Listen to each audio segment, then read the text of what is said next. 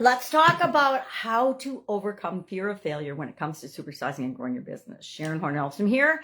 And this is actually an excellent topic and one that normally we don't talk about, right? People don't talk about being afraid of anything, especially when it comes to starting a business, running a business, growing a business, and supersizing a business. We're supposed to be so gung-ho and charging forward and confident that we don't have to worry about any of these things. But guess what? All of us fear things and fear certain things. Fear of failure comes from a deep-seated aversion to disappointment, rejection, and the unknown. How many unknown things are there when it comes to growing and building and supersizing your business? Like almost infinite. How often do you have to face rejection and people saying no to you when it comes to building and growing and supersizing your business?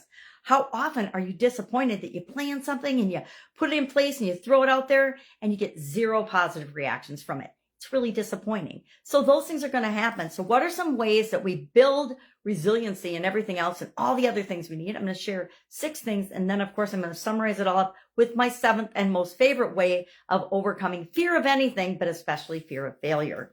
Number 1, we need to embrace failure as a catalyst for change and challenges and growth, right?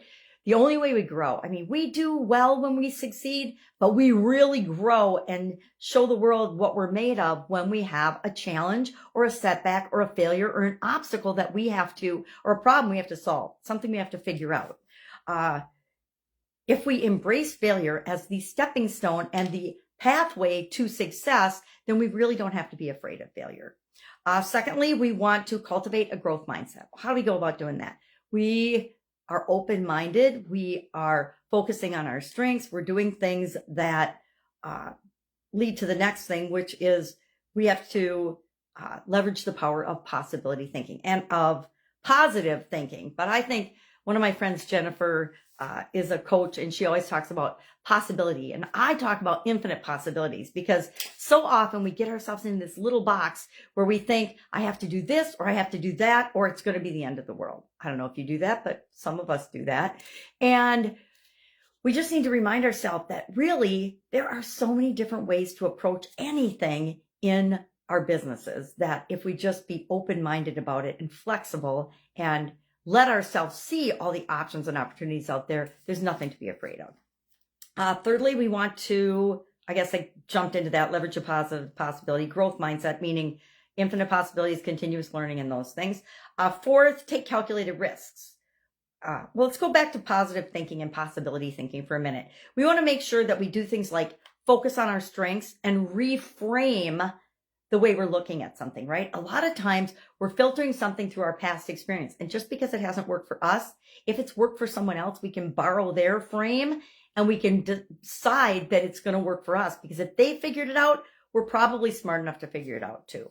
And then finally, take calculated risks. And that means we're going to do things like our research, right? We're going to do our homework. We're not just going to jump into something because it sounds good or our gut says, oh, that sounds like a good idea. Or so-and-so is doing that with really good success. Let's copy and model that and do that too without even finding out, well, is it something that our customers would want? We want to talk to our customers, have data-driven decisions. We want to take calculated risks by doing our homework and research and not just jumping in with both feet. And our customers, again, I say this all the time. Our customers, the people that we're here to serve, will tell us everything we need to know to help and serve them if we just open our ears and we ask them and then listen to them. We can't just ask and not listen. We have to ask and listen. Next is build resilience in the face of challenges of adversity. How do you do that? You just don't quit. You decide no matter what, you're going to figure it out. It's why they tell you to burn the boats when you land on a new land so you don't have an opportunity to go backwards. Guess what? When you're building and supersizing your business, there are going to be times when you go backwards and maybe backwards in profitability. Maybe you have a bad month. Maybe you put out a sales initiative or a new product offering and it falls flat on its face. You get like 2 people that buy it instead of the 2,000 that you projected. Well, are you going to quit and throw it in the towel and give up? No, you're going to figure out and tweak what didn't work or what is a better way to present that offer, and you're going to keep trying until you get it to succeed. That's what resilience is. It's just not giving up and not quitting. Next, seek support and mentorship. I will tell you, one of the best things that's ever happened to me in my corporate career as well as my business life is seeking out and modeling mentors and continually learning and growing and studying what works for other people, not copying it, but studying it and saying, okay, what pieces of that would work for me? A lot of people can take someone else's model and just implement it.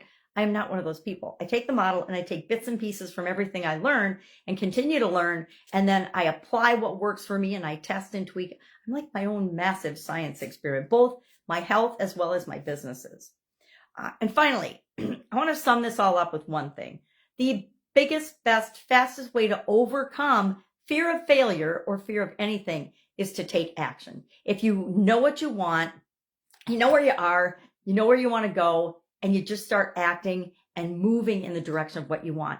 And, a lot of people say, act as if you're successful already. Well, guess what? You already are successful. Just think about all the things that you've already done in your life and the ways that you've succeeded. And I also do something. I keep a file or a folder. I call it my awesomeness file. Awesome things that happen or positive feedback that people give me or cards and letters and messages, things like that. So that when I have a little setback, I don't like to use the word failure very much. I think they're just stepping stones or lessons learned. When I have one of those and I might want to have a pity party about it, I just pull out that baby and I look at it, and within about 30 seconds, I'm like, okay, what am I going to do now? Because that obviously didn't work. And then I get excited about it because when something doesn't work, that means that a lot of times I can just do the opposite and it will work. At least that's been my experience. So share in the comments below your favorite way to overcome fear of failure or fear of anything, because I think it's a great way to learn from one another. All right, have an awesome day. And I will, of course, be with you tomorrow with another supersizing your business strategy or tip trick that can help you to grow and build and supersize your business. Have an amazing day.